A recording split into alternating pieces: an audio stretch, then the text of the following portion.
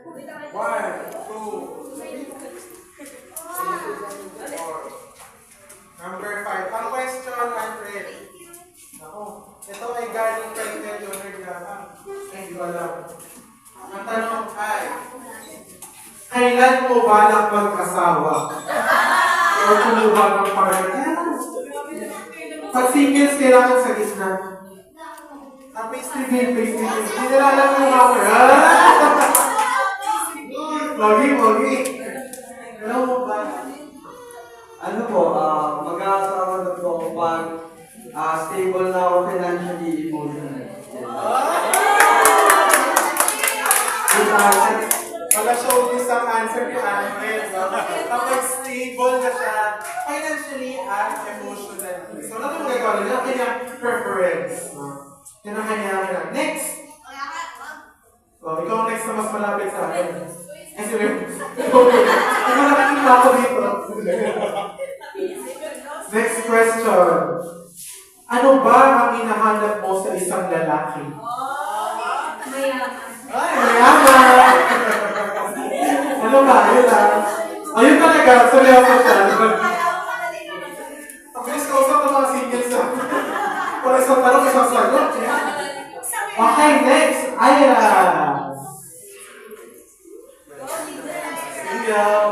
Okay. Number. Ito nga. How do you see yourself 10 years from now? Para sa lambing to. 39 ka na. 10 years from now, 39 years old ka. 36.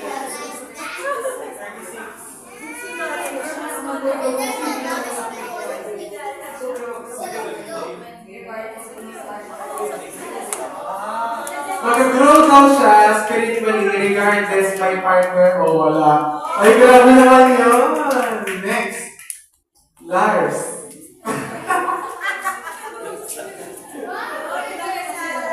Next kami na Rose. Ayan. Number 2.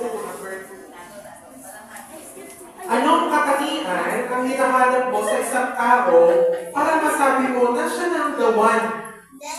Anong katangian na hinahanap mo sa isang tao para siya ng the one? Puro yung taong may isang salita. At saka malalim yung emotional connection. Kasi yung pinakamahalaga sa relasyon. So, tandaan niyo, malalim, may isang salita at malalim ang emotional quotient. Yan. May ganun ba kayo sa couples? Ano yung quotient? Yun yung English ng dagat. Ay, ocean pa rin. Sige, medyo sino naman number. Ito ka. Number 3. Ako makabago na ito. Number 3. Dito ka. Paano mo malalaman kung ang isang tao na lumapit sa'yo ay mahal ka or hindi? Sasagutin mo ba agad ng yes or no to ask for your love to him or her? Yun na. Dito ka. Paano mo malalaman kung ang isang tao na lumapit sa'yo ay mahal ka or hindi? Sasabihin mo ba agad na yes or no to ask for your love for him? No. Sinusulat na to.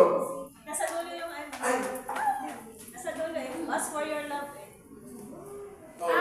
Ask for your love. Naniligaw. Naniligaw.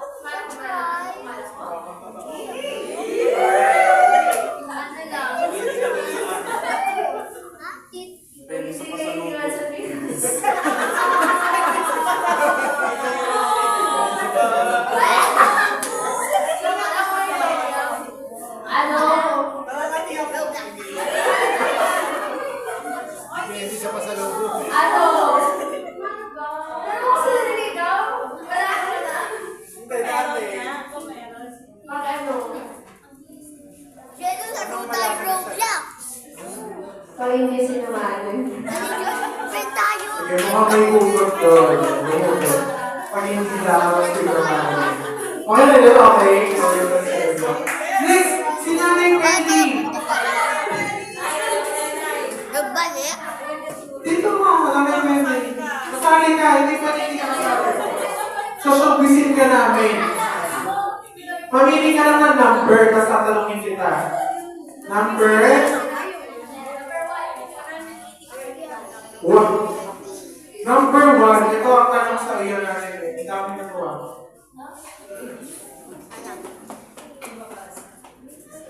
Ayan. Ano ang pipiliin mo? Mayaman na partner pero hindi Christian? Or mahirap na partner pero Christian? Wala. Hindi pwede. Isa lang. Kung may asawa na ako. Hindi kung ikaw ay magiging dalaga ulit. Anong pipiliin mo? Mayaman na partner, pero hindi Kristiyano. O mahirap na partner, pero Kristiyano.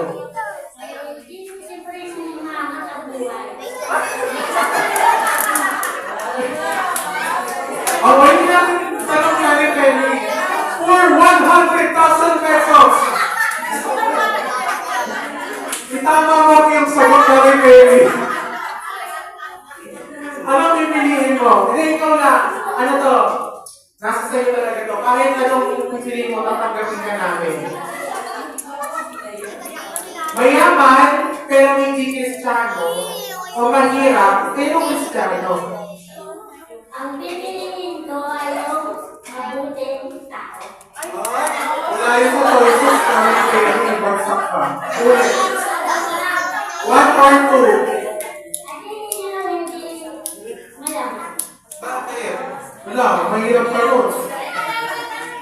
Malaman yung lahat siya. Ay, sige. So, hindi namin pwede ngayon mayaman. Hindi namin pwede sa pagsalot. Dahil dyan, makaubuhan natin sa pagsalot. Pero lang gusto siyang tulungan ng kanyang anak, Sister Beth! Ikaw naman, ano naman ang iyong pipiliin? Baka magkaparehas siya. Pwede bang parehas sila pero may explanation? Sige. Kung halimbawa lang yung mayaman yung pipiliin, syempre financially stable ka na. Pero siya, as Christian, pwede mo siyang hikayatin. Hindi, parang ano dito maging Christian. Hindi ka na yung pwede pa maging Christian. Na ikaw yung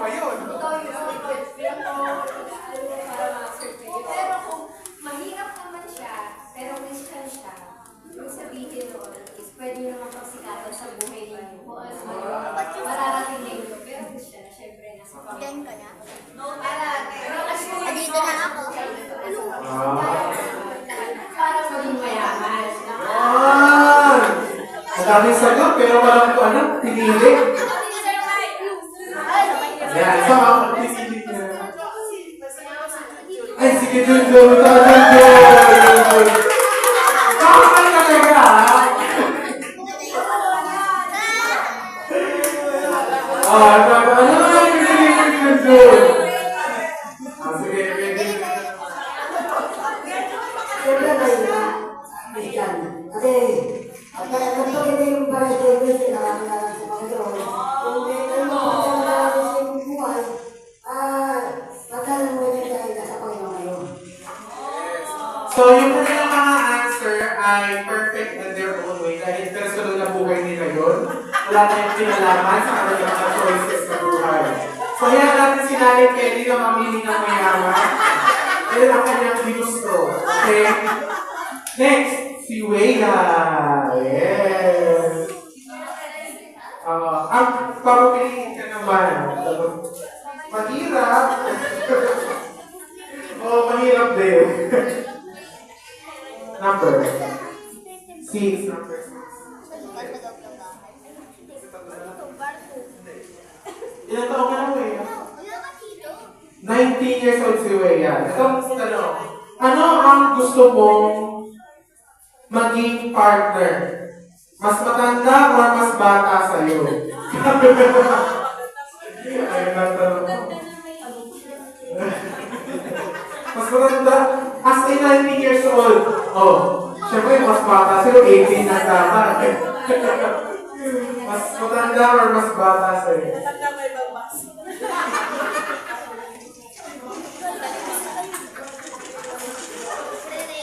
So, maging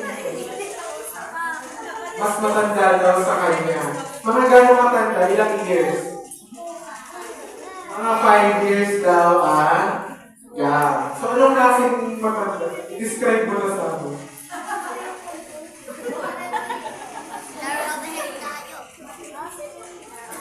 Describe mo.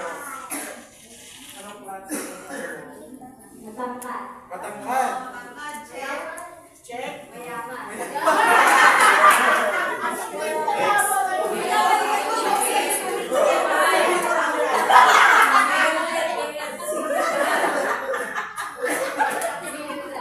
Green flag.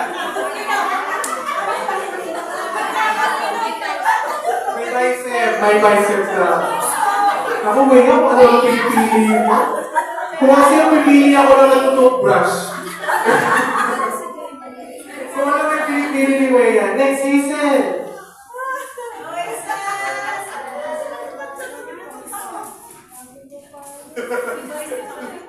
Pas sa likod. Season number, ito na, sila lang to. Ano ang katangian ng hinahanap mo sa mapapangasawa? Mapapangasawa to hindi lang basta boyfriend, siyempre ka iba. Mapapangasawa. Oo, asawa na yun. Yaman. Asawa na to. Hindi na to boyfriend. Pag ano, napapayag niya na si mama.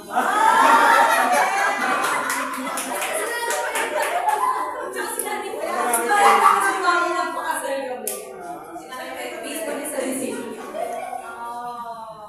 Sanay talaga. Yun nga, last one naman. Last one. So yun yung, okay, next. Isang question na lang ang titira. Hindi, ate ano, kay Bani.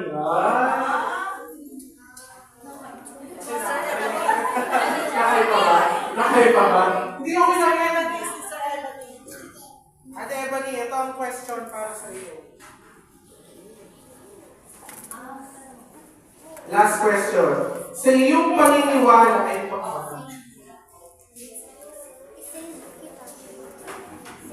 Oh, ito yung nagtanong, i-state na nagtanong, sa iyong paniniwala. Wala tayong karapatang mangusya sa kanyang paniniwala lang ito. Dapat ba magsabay ang love life at pag-aaral? Sa iyong paniniwala. Pero ikaw sa Evan, dapat ba pagsabayin ang love life at pag-aaral? Ay, dami lang sa mga. Thank you for that wonderful question. Napunta talaga sa akin na hindi naman ako estudyante. Pero ibasa ko siya sa nakaraan ko na which is pag-aaral pa ako.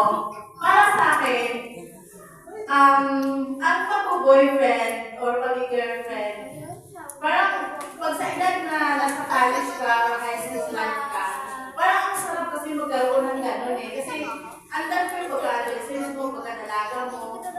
Pero, hindi naman po lahat. Para sa akin, gusto kong magkaroon ng boyfriend bilang isang inspiration para sa akin. Tapos, na-realize ko, ngayon, hindi pala. Ngayon, na-realize ko na may asawa na ako, dapat, bilang estudyante, dapat hindi talaga mag-boyfriend o mag-girlfriend. Focus ko na sa pag-aaral at saka na ako, katapos ng pag-aaral, saka na mag-boyfriend o mag-girlfriend. Kasi ano dyan lang yan eh. Ang Panginoon, meron talaga itinaga sa'yo, para sa'yo, kahit matanda ka na, o para sa'yo ang darating na Ay, kala ang question. Paano naman yung tapos na mag-aaral? O, paano yan? Sabi ko nandyan lang.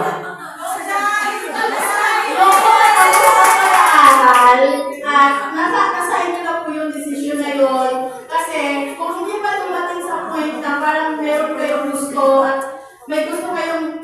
napusuan, wag pa rin. Kasi nga, wag yung i-force yung isang bagay na hindi pa nyo nakipil.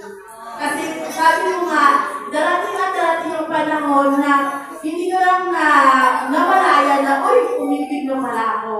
At Thank you, Ate Ebony. Hindi nyo lang malalaman kung kailan darating ang romantic love. Nagpatingin namin ako sa Kuya Jun. Kaya our love's compass, kung naliligawan tayo kung paano magmahal, madali-madali lang po hanapin ang tunay na pagmamahal. No? Pati tayo tinuturo ng Bible sa ating Panginoon. Kung hindi natin kaya mahalin yung mahal natin sa buhay, yung kapwa natin, yung number one enemy natin. Kung hindi natin kaya mahalin yung mga nagtaksil sa atin, gumawa ng masama sa atin, let's navigate ourselves sa Panginoon. Dahil ito siya yung ating perfect example kung paano magmahal. This is our love compass. So when we navigate the temptation, we should just ask for forgiveness. And we can always find grace sa ating Panginoon.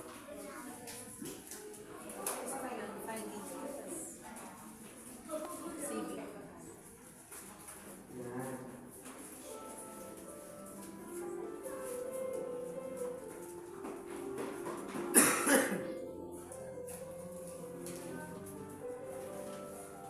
So sana po tayo ay ma-remind. Sige po. Kung nakakuha na po tayo, lahat po tayo ay tumayo at tayo ay mananalangin to close our program.